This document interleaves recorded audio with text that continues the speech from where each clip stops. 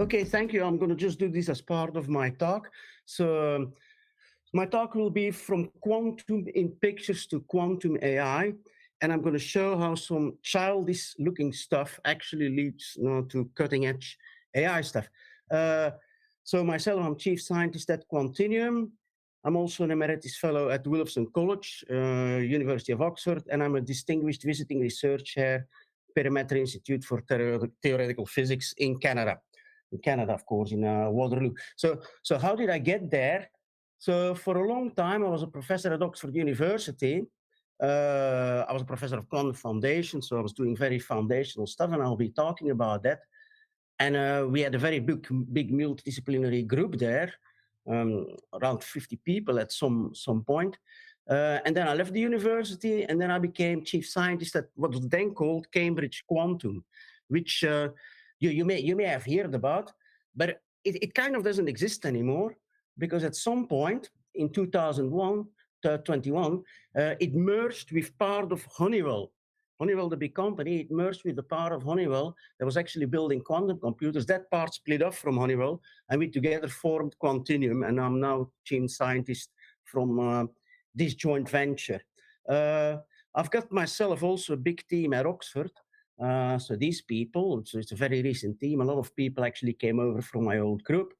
And this is our logo, which for no particular reason looks like a skull. It's just very unfortunate.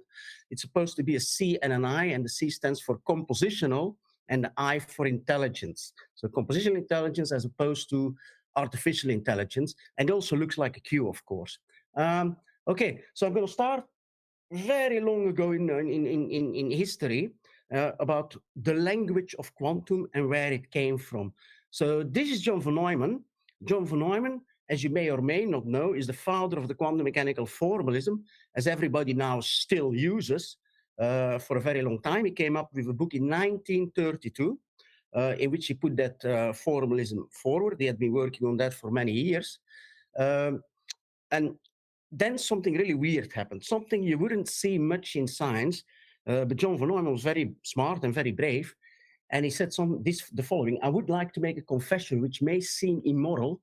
I do not believe absolutely in Hilbert space anymore. So it basically, and this was 1935, so he basically denounced his own quantum mechanical formalism 3 years after publishing his book. If more scientists would have the bravery to do that, that's great. But usually people just stick to their mistakes. Anyway, he sort of said, okay, we need something else. And a big portion of his career, John von Neumann's career, was devoted to coming up with an alternative to the quantum formalism. There is nothing really around, as you probably noticed, which is a valid alternative that he came up with. But in the process of doing all of that, he came up with a bunch of new areas of maths. So it was definitely not a waste of time. So this is Erwin Schrödinger, which you may know is from his cat or from his equation or stuff like that. But Erwin Schrödinger did something else. He also, in 1935, we're talking the same year as von Neumann denouncing his quantum mechanical formalism. Let me give you some context here. So when von Neumann denounced his formalism and said we need a new formalism for quantum mechanics, he said we really need to focus on what's the most important ingredient of quantum mechanics, conceptualize this, and then build a formalism around that conceptualization of the most important actor in quantum mechanics. And for von Neumann, this was quantum measurement. And so all the work he did was always analyzing quantum measurement and see how some sort of new formalism could come out of that, a more natural formalism than Hilbert space. Now, Schrödinger had a completely different idea. Schrödinger's idea was, and I'm going to try, so what he's talking about is what happens if you compose two systems, if you put two quantum systems together. And he said, I would not call that one, but rather the characteristic trait of quantum mechanics, the one that enforces its entire departure from classical lines of thought. So he was advocating to focus mostly on composition. And I mean, nothing really happened. Most people were following von Neumann until, and this is now 2004-ish, Samson Abramsky and I put a paper out, which was called The Categorical Semantics of Quantum Protocols. And that was really Schrödinger's view, trying to sort of make a new formalism from the idea of composing quantum systems And to do that, we used a branch of mathematics called monoidal category theory, which didn't exist at all at the time of Schrödinger nor von Neumann, I could say. This only came about after von Neumann was basically dead. And I think Schrödinger too. So it's quite a recent branch of mathematics from the 1970s. But it really allows to start a formalism from scratch, which focus on composition of systems. Now, category theory is not everybody's bread and butter. It has a quite a high entrance fee. It depends, of course, how it is presented. The way I present it is low entrance fee, but the way you find it in books is typically a very high entrance fee. And so I mean, I felt this is not the way forward. And but basically, the category theory was formulated by these people, this kind of category theory I'm talking about, Jean Benabou and Max Kelly, Frenchman and Australian. But then there is this person, Roger Penrose, who's here in Oxford, got also a Nobel Prize a few years ago. And one thing Roger Penrose was doing it sort of came out in papers, I think, in the 70s, but he was doing it long before when he was an undergraduate student, is instead of using symbolic mathematics like these Qs here with all these subscripts and superscripts, he started to translate symbolic formula in diagrams, in pictures, like these blobs here, these blobs and these triangles with wires. Because he really didn't like this symbolic maths, and he actually didn't like it when he was learning relativity at university, and he already started to draw these pictures then. He already started to draw these pictures then. And so this is something from the 60s, 70s. Nobody was really using it. Nobody actually picked up on that, just like nobody picked up on Schrödinger's idea for a very long time. But then there were these two mathematicians, André Joala and Ross Street, and they actually proved that Penrose's pictures were very similar to the maths of monoidal categories that we were using. They proved this in the 90s. And then, I mean, I sort of rewrote the previous paper about category theory 1 year later, and I called it Kindergarten Quantum Mechanics, because it was all the same stuff, like this Schrödinger's view, but now using Penrose's pictures instead of category theory. It's equivalent, really. And the plan or the challenge I set myself, beside coming up with a new formalism of quantum mechanics built on composition, can we actually come up with a formalism of quantum mechanics which is all in pictures, which is entirely in pictures? So no more symbolic math, nothing. So they were in a way the same question. Can we come up with a new formalism of quantum mechanics based on composition, like Schrödinger wanted, or can we come up with a formalism of quantum mechanics which is entirely in pictures? So those were the two questions. 13 years later, there is this book, which I wrote with Alex Kissinger, who kind of took over my group at the University of Oxford, which is actually literally a few minutes down the road here. So, and he sort of took over my group there. And we wrote this book, and this book actually has been the quantum computing course in the Department of Computer Science at Oxford for now almost 10 years, I think. We started teaching this together, and then at the same time, we started writing this book, which took quite a few years. And so the first years, the course wasn't maybe optimal. It was like a work in progress. But now this book is out there, and this is like a full-blown presentation of quantum theory and quantum computing and quantum foundations, but entirely in terms of pictures, like this Dodo starts there. You see what this Dodo is thinking about is basically quantum teleportation entirely in terms of pictures. No words, no maths and no words. This book is very thick because we also explain, of course, how the usual formalism relates to these diagrams, how actually you can extract the usual formalism from these diagrams. So all of that you also find in that book. It's a very big book, but I mean, it's not the sort of thing that you would read if you're not at university. It's a university course, basically. It is a university level course. Okay, 5 years later, there is this new book, which actually since a week or two is now available on Amazon, anywhere in the world to buy. This one is called Quantum and Pictures. In Pictures, with Stefano Goggioso, who's again at Oxford University in the same group. Both Alex and Stefano are former PhD students of mine. And now I'm going to read the back of it. Maybe you can read it yourself, but maybe you think you don't know enough. Okay, hello there. Want to learn some quantum? Maybe you think you don't know enough maths. Well, that's not a problem. The pictures in this book are a new kind of maths that will teach you all about the quantum world.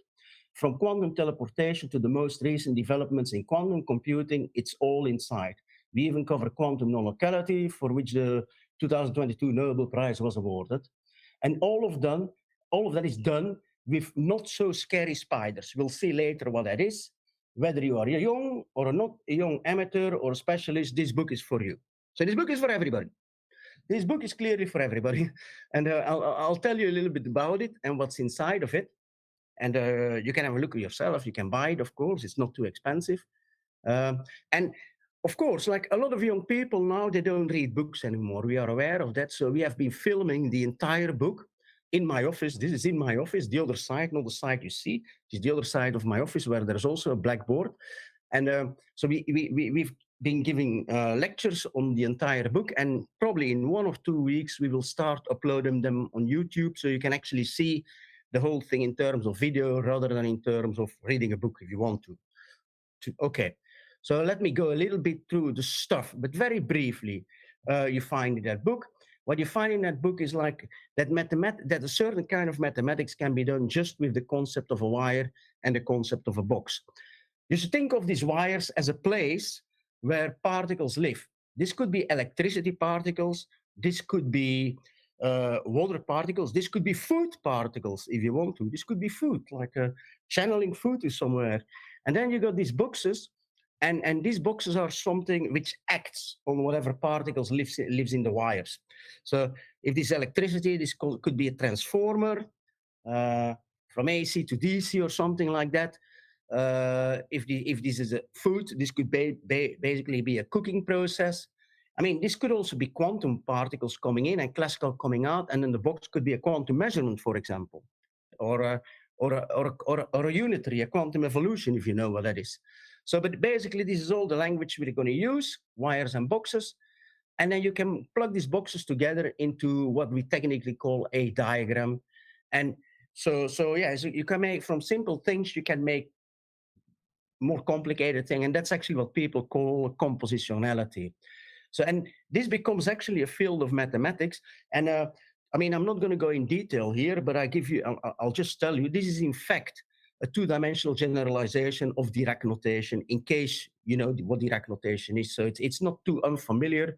In this language, there are concepts of state and effect and of number and stuff like that. So it's all living there. It's all living there. I can't go into that today. What I'm going to go into that is how you can derive some quantum phenomena which were not trivial to discover in a very trivial way almost. So basically, this formalisms becomes interesting if you start to build new boxes with stuff that you already have around. So what you see here is like you see this band wire, and I decide to interpret this cap-shaped band and this cup-shaped band into these dotted boxes as a box in their own right. I interpret them as a box in their own right. And in case you know already a little bit of quantum, then the one on the bottom would be the Bell state, and the one on the top would be interpreted as the Bell effect, if you know that. And then suddenly this equation becomes quite non-trivial, because it says that if you got a Bell state, and then you got a plane wire, which you have to think of as an identity, and then you got a Bell effect, a cap, and a plane wire, which you think of as identity, it's exactly the same thing as one plane wire. Now, for some of you who may know already a little bit of quantum, they will probably start to kind of feel what's going on here. Let me go there. So first, the one extra thing we need is basically that you can slide these boxes around these wires. You really should think of this as a chain with beads on it, and the way you deform it, it all doesn't matter. You can deform it however you want. The only thing you can't do is breaking connections. That's all you can do, breaking connections. Otherwise, you can sort of deform this stuff in any way you want. Okay, so and just this simple principle, like trivially generates quantum teleportation. You see an ugly drawn galaxy. We didn't take them in the book. We do planets. These were some early versions of the pictures. And then you see on one side Alice, who got an input state, which is labeled by the diamond. Then you got this weird-looking cup state, which goes around the galaxy. That's shared Bell state. And then Alex does a Bell effect, which is this cap. And this then results in this state sliding to Bob's side. So that's really quantum teleportation. You get Alice's state to Bob's side. It's not entirely quantum teleportation. It's what is called post-selected teleportation, and with a little twist, where actually you account for the fact that if you try to be a Bell's cap, it has to be part of the Bell measurement. So there's 4 possible outcomes that you can actually, whatever comes out, you can correct at the other side. You see, this box on the left would be the sort of the parameterization of your 4 Bell states, and you can slide it along the box and then just undo it at this side with another box, and they should cancel each out. You take them to be adjoint, which is basically that if you flip the picture upside down. Anyway, so this was a very brief, I mean, this is on 100 pages or more in the book, you know. This, no, not 100, what did I say? 30. So I went really quickly through it, but this gives you the idea how you can actually derive sophisticated quantum concepts in such a simple way. And you should realize that quantum teleportation, it took people 60 years since von Neumann's formalism to come up with it. 6 people, 60 years to come up with it. Although in this way, it looks so trivial. But I mean, this is like a very basic part of the formalism. And now I say here, spider is all you need. So I'm going to push a bit further. To understand what a spider is, you actually have to understand what a wire is first. Spiders are generalizations of wires. Now, what is a wire? A wire is a thing that connects 2 endpoints, right? A wire is a thing that connects 2 endpoints. That's the way you can think about wires. And then, how does wires behave? Well, if you take 2 wires and you take an endpoint of each and you connect them, you get again a wire. So wires are pretty boring. The only thing you can do with them is generate from wires, generate a new wire, the same wire, pretty much the same wire. So it's a bit boring. Now, spiders are a little bit more general in the sense that they don't only have 2 ends, but they can have multiple ends, or none. But the idea is the same. If you connect 2 legs of spiders together, or multiple, because you can take more, they actually become again a spider. They become again a spider, they fuse together. So that's a very simple rule. That's a very simple rule governing spiders. I mean, these may all look very stupid, but soon you're going to see what this stuff is capable of doing. Okay, so we actually need spiders of 2 colors to get something decent done. So here you got 2 colors, green and red spiders. And the rule for spiders of different colors is if they are connected by 2 legs, like you see here, 2 legs, then these legs fall off. The way you have to think about it is like the spiders, they don't like each other, they're different families, they each give a punch to each other and their arms fly away. So that's the way you have to think about these spiders and the fact that these 2 legs flow away. Now, with all these silly rules I just taught you and these spiders, you can actually start to do already proper quantum computation and very recent important problems in quantum computing. So here you see a quantum circuit. It's a very trivial one, I admit. It's a very simple one. And it turns out if you connect 2 of these spiders by means of a horizontal wire like here, that they actually give you a C0 gate. So what you see here are 3 C0 gates. The green is the control of the C0 gate. It doesn't really matter. Okay, so you see a diagram here with 3 C0 gates, one at the bottom on the left, then one on the right in the middle, and then one on the left on the top. And what you see now is that, let's go back, remember the rules. Spider of the same color fuse together. Spider of different colors lose 2 legs if they connect by it. So yeah, the green and the red spiders fuse together. You see it? You got these 3 green and these 2 red, they fuse together. We see 2 wires between those. They go away. And actually, a wire with 2 ends, a spider with 2 ends is just a plain wire. So we're basically using the spiders simplified this circuit to this circuit. I mean, it's a very simple example, but as it turns out, this particular technique using spiders to actually simplify quantum circuits is now pretty much the state of the art of quantum circuit optimization, which means if you want to turn a big circuit into a small one, this is what you use. And for example, in a Quantinuum stickit compiler, this is happening inside the compiler with the spiders. The main developer is by the way, Ross Duncan, who came up with the spiders with me. I'll get back. So, I mean, I'm not going to go into that, but you can use the same maths to, for example, show that this diagram, which is the Mermin GHZ sort of setting, can never be equal to this diagram, which is an expression of having hidden variables. So you can prove quantum non-locality here. Another thing which we are doing now is we're setting up an experiment showing that children being taught these spiders can actually outperform university students using Hilbert space in exactly the same exam. That's an experiment we're now trying to set up with a little bit of help from IBM. Um, so this was the original paper in which we came up with the spiders, and it took quite a long time before people started to realize how useful this stuff actually was. And it's only with quantum industry recently that this really started to happen. And I mean, for as far as I know, these are companies where I know in one way or another this diagrammatic stuff is used, and people who are using this diagrammatic stuff. At Xanadu, there's like a former MSc student of me who's a specialist in these spiders and stuff like that. And I know in Xanadu, there's also the first person who started to do quantum natural language processing using these diagrams. And I'll talk about that later because that's something I started. Especially in photonic quantum computing, people are now using this, like you see here, this is from PsiQuantum. They said it's an immensely useful graphical language. And the cherry on the cake was a few weeks ago, and actually Peter Shor from the factoring algorithm published a paper on the X calculus, and they're promoting it now. From what I hear, he's actually teaching some lectures about that at MIT. So now, why is this language so powerful? Why is it so powerful? It is so powerful because of a result these people proved, and they basically proved that any equation you can prove using linear algebra and the usual formalism of Neumann, you can actually also prove using these spiders.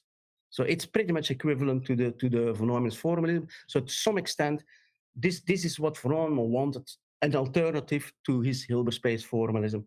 That's much more intuitive and that's more natural to actually use. And that's really what this is. Okay, now I'm going to go to a completely different story. This is Jim Lambeck. He actually from McGill University in Canada. He's unfortunately died in 1912. But he's one of the fathers of mathematical linguistics, like how to formulate grammatical structure mathematically and how we actually form correct sentences mathematically.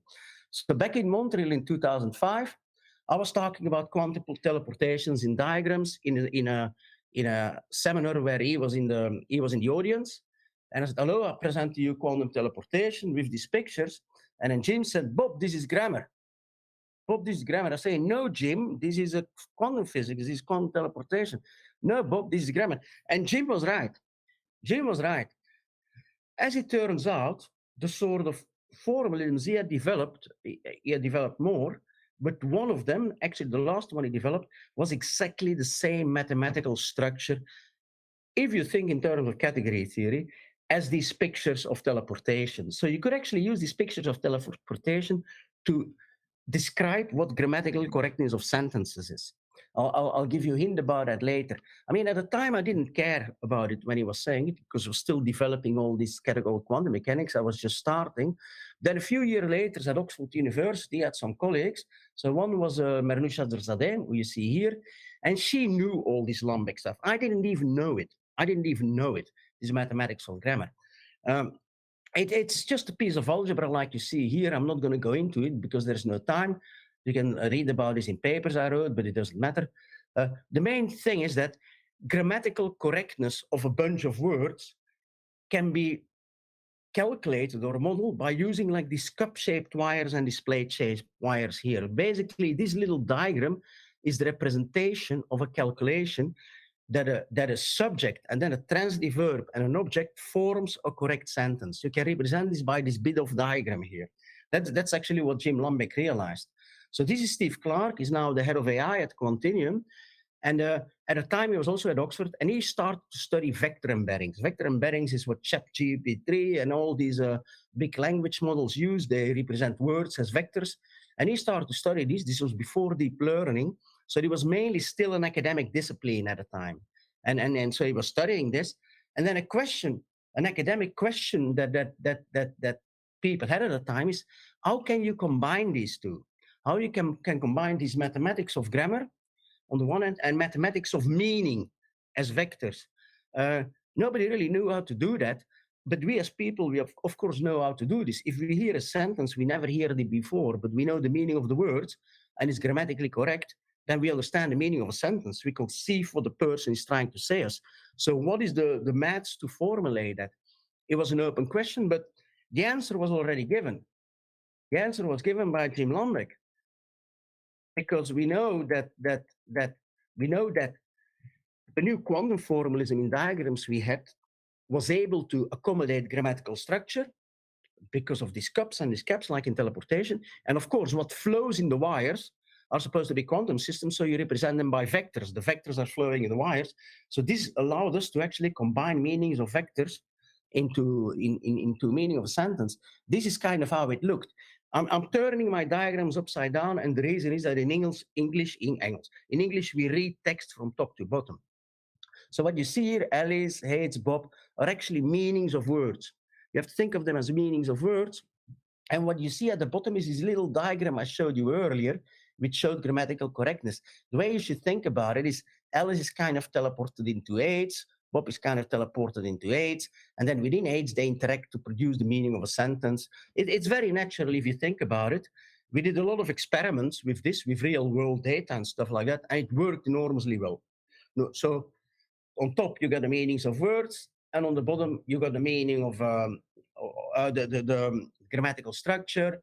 And then we did more work, and it turns out that for relative pronouns, it was very useful to use spiders. So more and more, we start to use this quantum formalism. Anyway, and this is just like a sideways in a product. And now you can actually compare meanings of different sentences, like these two here, Alice does not like Bob, and Alice hates Bob, to see whether their meanings is closely related just by computing it in the product, like you compute in the products for vectors in quantum mechanics. Okay, so this is quite a while ago that we did this, and we got a lot of positive feedback. And it's interesting, they started to call them as quantum linguists, although at the time we had nothing to do with quantum. It was the question had nothing to do with quantum. It was a solution which was inspired by quantum, but that's about it. However, of course, we're now getting into quantum era where there actually are quantum computers being built.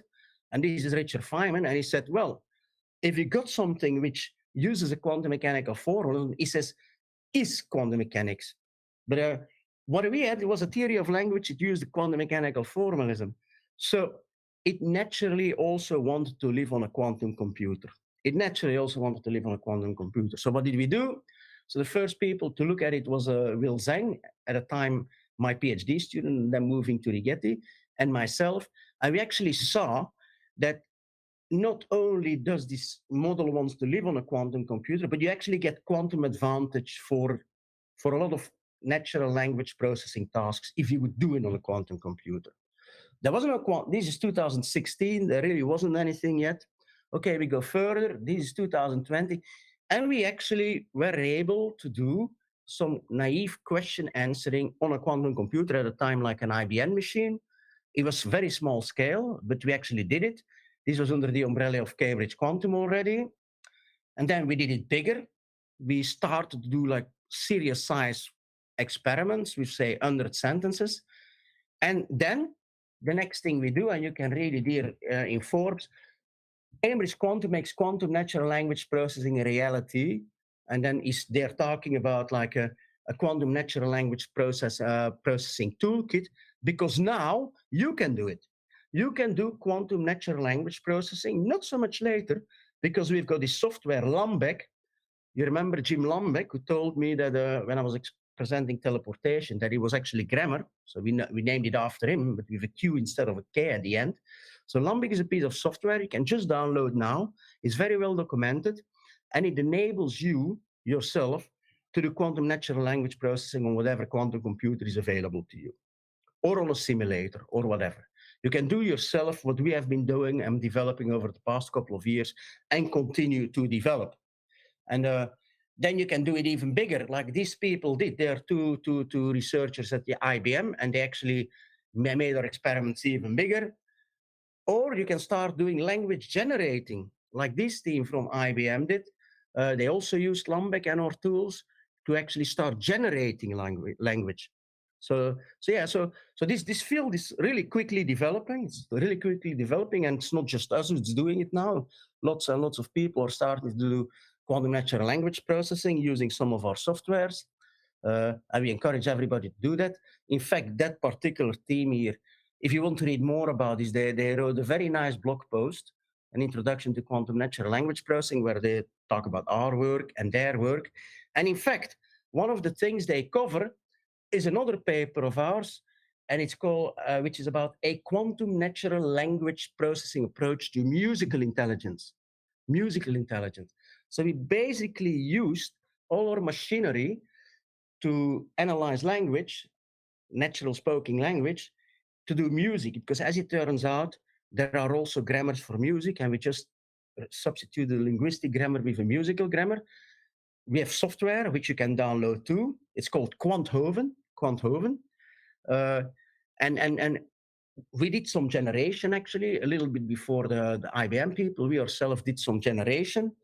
And we didn't put much work in it, but one of the songs we generated on a quantum computer, is on an actual quantum computer with our software. So it was generated on a quantum computer, which was called Bob's Cigar Bus, ended up #1 on some classical charts. It ended up #1. Here you can see on above a classical cover of Adele, whatever. So that was kind of fun. And these are two of my colleagues. I was not there. I was in Australia. And this is Brian Eno. Brian Eno, I don't know whether you know Brian Eno. I think you should. He's very famous in music. He's like studying our work and asking us questions because he's very interested in all this music generation software we have and stuff like that.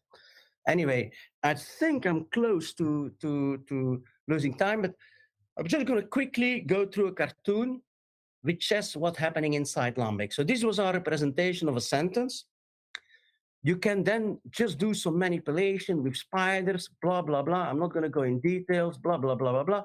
And you basically turn this into a quantum circuit, something that looks like quantum circuit, and that you can then stick on a quantum computer. And then you use some sort of optimization and machine learning stuff to actually train your stuff. It's all very well documented so that you can actually do quantum natural language processing on NISQ quantum computers today. I mean, so in the last minute or 2 minutes, I want to say something about science in general. A lot of people try to solve open problems in science, and they think science is all about solving open problems. But the real interesting thing in science is when stuff happens you don't at all expect. That's when science is interesting. If something happens that you expect whatsoever and not at all. And so that happened with us. So in the quick cartoon, I was showing you how we turn language that lives on a line into language in terms of circuits. And so we want to mathematically study this idea of language in terms of circuits and see what it buys to us. So I start to do this in this paper, The Mathematics of Text Structure. I'm going to skip this. This is not so important. And I'm going to skip this too. I just want, just as a comment, like on this language and text circuits, we now have a joint project with BBC, the News Corporation, because they're very interested in our approach to actually start analyzing the sort of archives they have and things like that. So, okay, that's only starting now. But the main point I want to make is, so we start to study these circuits and try to understand the mathematics behind how you produce a circuit out of strings of words. And what we discovered in doing that was a miracle. So, I mean, I'm just going to drag you through a cartoon, doesn't matter. This is some sort of sentence together with a bunch of grammatical structure on top of it. Boom, boom, boom, we do stuff, and it ends up in a circuit. So we can't speak in circuits, of course. We can only say words after each other. But machines could speak in circuits or something like that. But then we looked at these circuits and we learned that different languages, any two languages in the world, which usually have different word orders and many different punctuations conventions, they all became the same. So these circuits turned out to be some sort of universal thing behind language, which is incredible.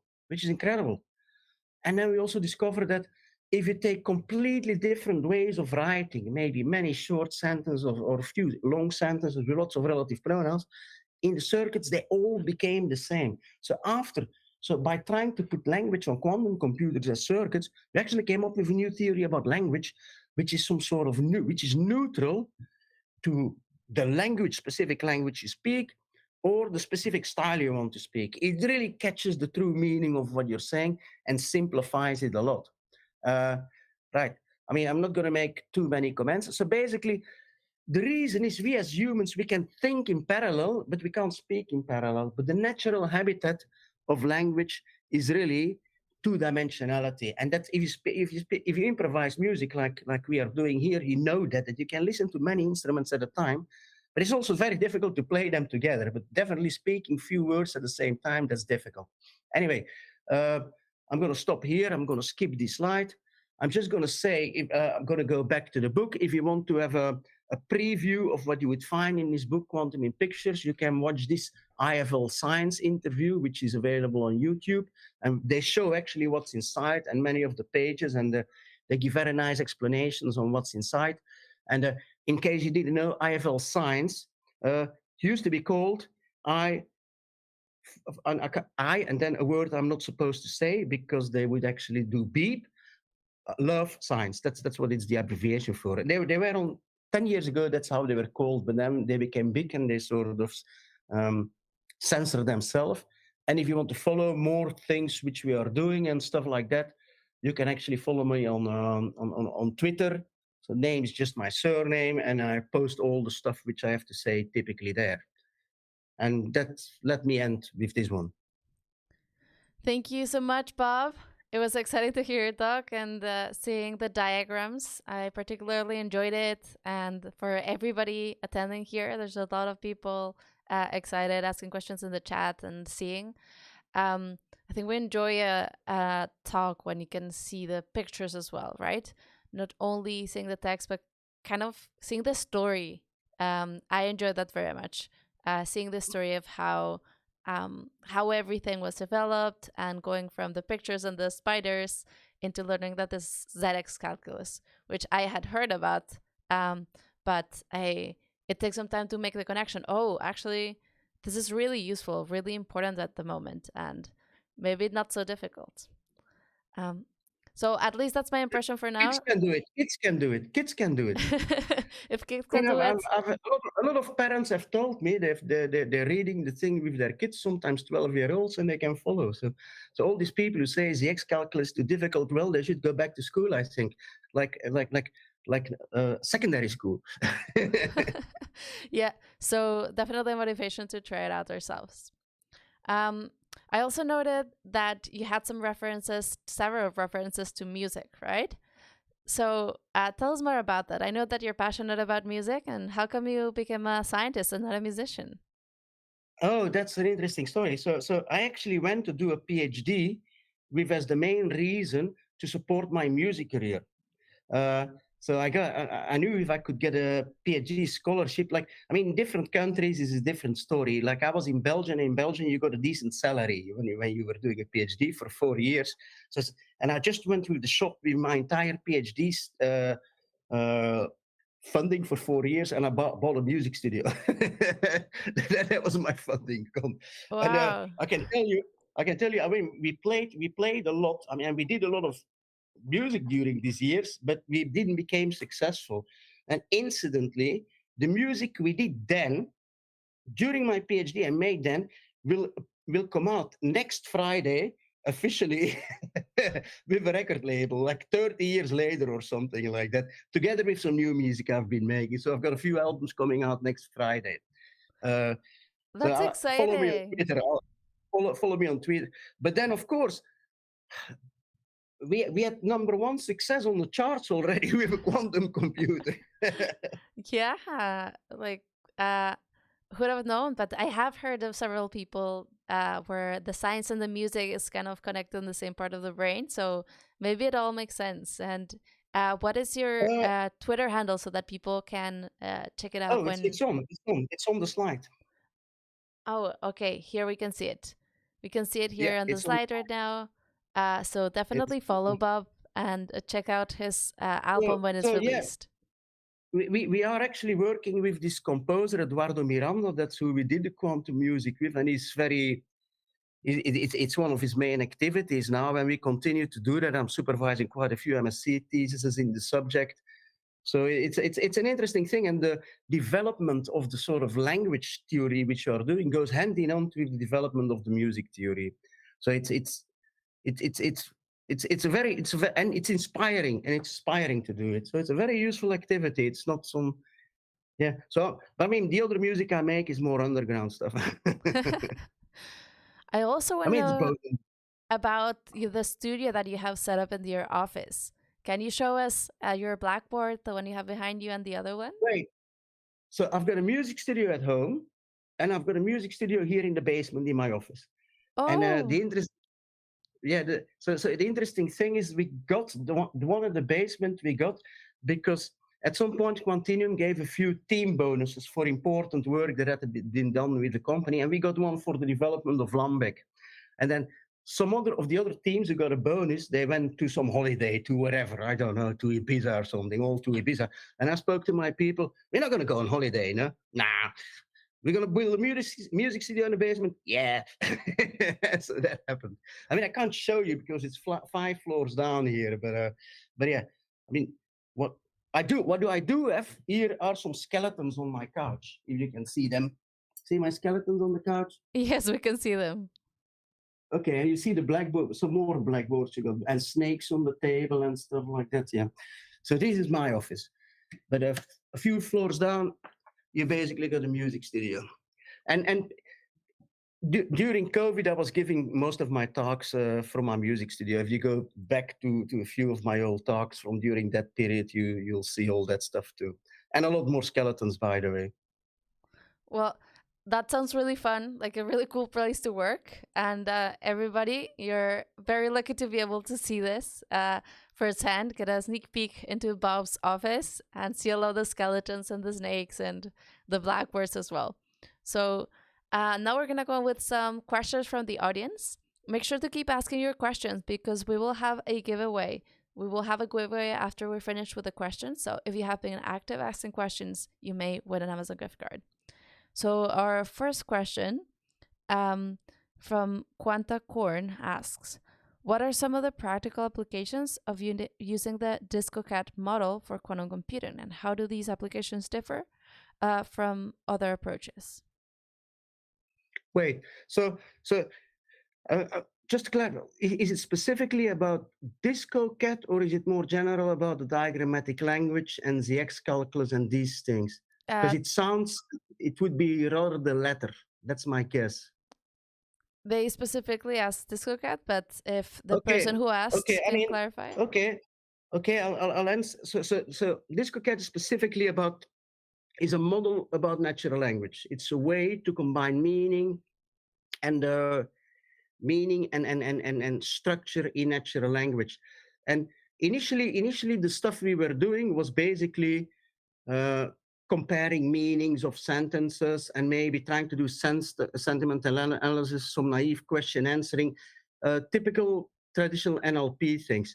Later, we are actually we start to use that to also model concepts in the way we are thinking, like how we, for example, translate spoken language to visual perception of what is being said. If I say a sentence to you, for example, the cheetah is chasing the ostrich, then what you see is not a bunch of words, the cheetah is chasing the ostrich, on a piece of line. What you see is probably the image of a cheetah chasing the ostrich. So how does language, as we speak it, gets translated to the images, how we perceive it in? What is the mechanism which does this translation? This is now about visual representation. We've got other senses like smell, and of course sound and taste, and all these things interact in a certain way, and we've been using the same sort of formalism for this sort of cognitive perception of different senses as well. And then of course when we hear some information, we sometimes want to move around and act upon it, and then these sort of things we're also trying to put together, and we pretty much always use the same formulas, although at the moment I'm going to be honest, we're kind of getting rid of the DiscoCAT thing and replacing it by the circuit stuff, which I was talking about at the end. That's really where all the activity is going on, because that's clearly a big step forward, because it takes away specifics about different languages and different writing styles, and it goes more to the sort of pure content of meaning and simplifies it. Uh, Another big advantage, I mean, I talked about some algorithmic advantages, but if you go to these circuits, you're basically trying to simulate a really hard tensor network, which, as we know, is very hard to do on a classical machine. So the sort of advantages we could get with this on a quantum computer, we're still just studying the question at the moment, both quantitatively and empirically, but we're expecting quite big speed ups here, quite substantial speed ups for quantum as compared to classical for many different tasks. Okay. Thank you, and everybody keep asking your questions. So we have a question from 5shot97. Is this composition in the drawings similar to function composition?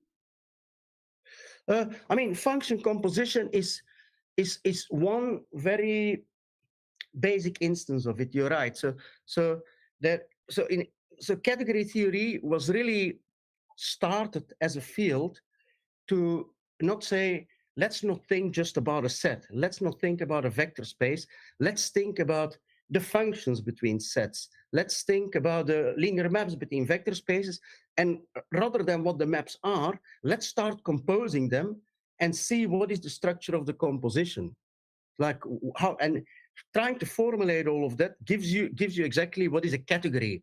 What is a category? Like function, and then you would have the category of functions with their composition. uh, Now the categories we do, you also throw in the way you sort of compose, for example, functions in parallel, like by the Cartesian product or something like that, and there are multiple choices, or like you use the Kronecker product to compose linear maps. If you put all that together, then you get exactly the same, the structure of a nodal category, and that's exactly the diagrams. So yes, if you adjoin to your function composition also composing functions in parallel, so next to each other, not just, then you exactly end up with these pictures. However, I should say, you learn things then, and you, for example, learn that functions and linear maps have nothing, they're completely different beasts. They're not at all related. And for example, relations and linear maps are much closer related. Relations, they have like a lot of quantum stuff going on already, while functions have no quantum stuff whatsoever. So that's sort of the mathematical study of these different type of maps. And now just saying now we go to linear maps instead of functions, the whole world completely changes. The whole world completely changes. And I mean, in some of my older papers, I make these comparisons. If you go to papers of 2004, but yeah, you're completely right. Okay. Thank you so much, everyone, for your questions. Now we're going to go to the giveaway. Thank you so much, Bob. We're going to say goodbye right now, but everybody stay active in the Bye. chat.